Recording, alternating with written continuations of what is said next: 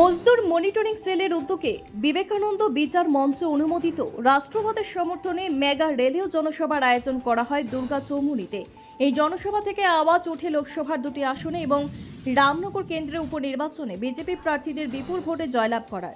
এই জনসভায় উপস্থিত ছিলেন রামনগর কেন্দ্রের বিজেপি প্রার্থী দীপক মজুমদার, রামনগর মণ্ডল সভাপতি তাপস কুমার দেব, কর্পোরেটর স্নিগ্ধা দাস দেব সহ অন্যান্যরা। নিজস্ব প্রতিনিধি রিপোর্ট, RTV ত্রিপুরা।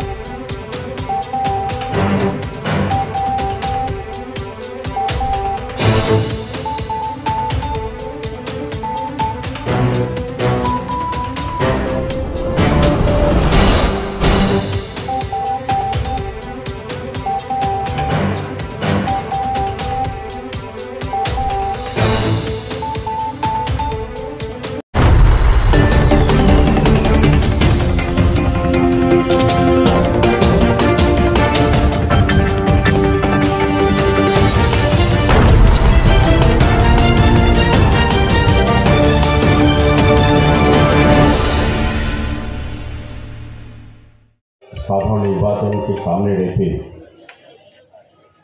ভারতীয় জনতা পার্টি সহ বিভিন্ন সংগঠনের পক্ষ থেকে বিভিন্ন কর্মসূচি, বিভিন্ন কার্যক্রম প্রতিনিয়ত প্রতিদিন করা হচ্ছে। তারই অঙ্গ হিসাবে আজকে মনিটরিং সেলের উদ্যোগে এই সভা। আমি প্রথমেই উপস্থিত সকলকে আমার আন্তরিক শুভেচ্ছা এবং ধন্যবাদ জানাই। তিনি প্রার্থী হয়েছেন, তিনি রাজ্যের প্রাক্তন মুখ্যমন্ত্রী, বর্তমান রাজ্যসভার সাংসদ, সকলের প্রিয় শ্রী বিপ্লব কুমার দেবের পক্ষ হয়ে ভোট চাইছি, আশীর্বাদ চাইছি, ওনাকে বিপুল ভোটে জয়যুক্ত করবেন। তো নির্বাচনী সভায়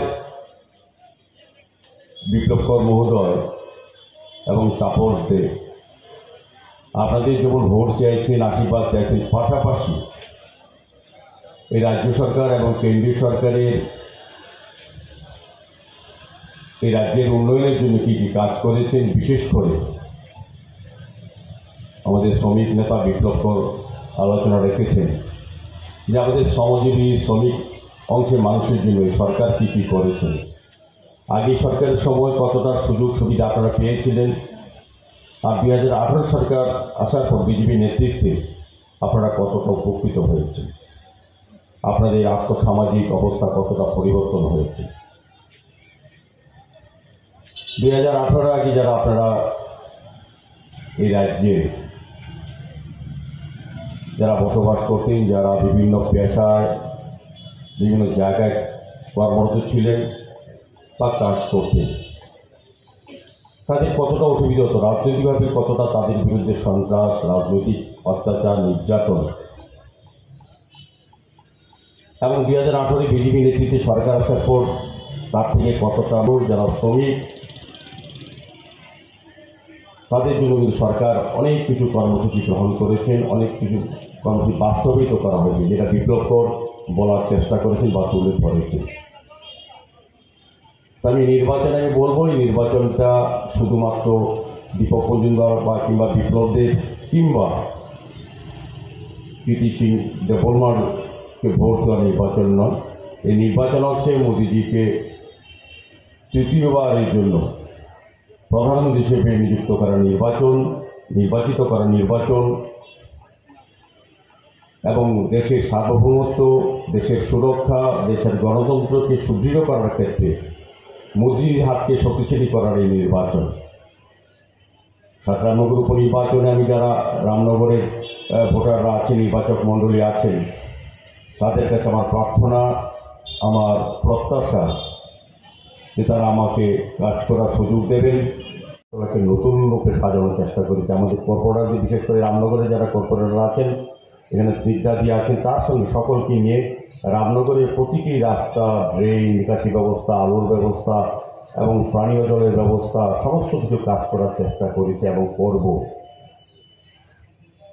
তো যেহেতু পৌর নিগমে আছি, যদি আপনাদের আশীর্বাদে বিধায়ক হিসেবে কাজ করার সুযোগ পাই, তবে পবিত্র বিধানসভায় এই রামনগরের সমস্যা তুলে ধরে মন্ত্রিসভায়, মুখ্যমন্ত্রী সহ মন্ত্রিসভায় সহযোগিতায় রামনগরে আরও বেশি করে উন্নয়ন করা যায় কিনা সেদিকে আমি লক্ষ্য করব। শুধু আপনাদের আশীর্বাদ চাই, আপনাদের বিশ্বাস চাই। আমি রামনগরে আগেও কাউন্সিলরকে সুন্দরভাবে সরকারের পাশা থেকে করা যায় সেদিকে আমি দৃষ্টি রাখবো, আমি কাজ করব। আমি আগেও কাজ করেছি। রামনগরে যিনি বিগত হয়েছেন বিপ্লব কুমার দে, যিনি 2018 আগে সিপিএমের সন্ত্রাস, সিপিএমের নির্যাতন থেকে মানুষকে মুক্ত করেছেন, গণতন্ত্রকে পুনরুদ্ধার করেছেন, সেই প্রাক্তন মুখ্যমন্ত্রী বর্তমান সাংসদ বিপ্লব কুমার দেবকেও বেশি ভোটে জয়ী করে ওনাকে পাঠাবেন। এই কারণে পার্লামেন্টে আমাদের রাজ্যের উন্নয়নের স্বার্থে বিপ্লব কুমার দেবকে বিপুল ভোটে জয়ী করবেন। আর আমাদের যিনি প্রার্থী হয়েছেন আমার বিরুদ্ধে আমি বলবো, কাছে রতন দাসের ভোট চাইবার অধিকার নেই। তবে গণতান্ত্রিক পদ্ধতিতে উনি অনেকখানি যাচ্ছেন। আমাদের বিশেষ করে সংখ্যালঘু এলাকায় গিয়ে সুরসুরি দিচ্ছেন, বলছেন যে বিজেপি যদি জয়লাভ করে তবে আপনাদের মসজিদে কাজ হবে না, আপনাদের আজান দেওয়া বন্ধ হবে বা বিকাশের চিন্তায় চলে। কাজে আমার অনুরোধ থাকবে আপনারা কোনো বিভ্রান্ত না হয়ে কমিউনিস্ট পার্টির রতন দাস যে উপযুক্ত জবাব দেবেন। কারণ আপনাদের মনে করিয়ে দেওয়া উচিত, এখন মনে আছে 2013 সালে আমাদের যিনি প্রিয় নেতা সুবিজিৎ দত্ত প্রয়াত হয়েছেন, তাকে আরও শক্তিশালী করবেন এই বিশ্বাস রেখে সকলের কাছে আবার আমি ভোট ভিক্ষা চাই, করজোরে আমাকে আশীর্বাদ করুন, আমাকে বিশ্বাস করুন, আমি আপনাদের থাকবো, আপনাদের পরিবারে হব, আপনাদের 24 ঘন্টা আপনাদের পাশে আমাকে পাবেন, যখনই ডাকবেন তখনই পাবেন। আমি কাজ করতে ভালোবাসি, কাজকে নিয়ে চলতে চাই এবং উন্নয়নকে সামনে রেখে আমি আপনাদের ভোট চাই, আশীর্বাদ চাই। নমস্কার, জয়।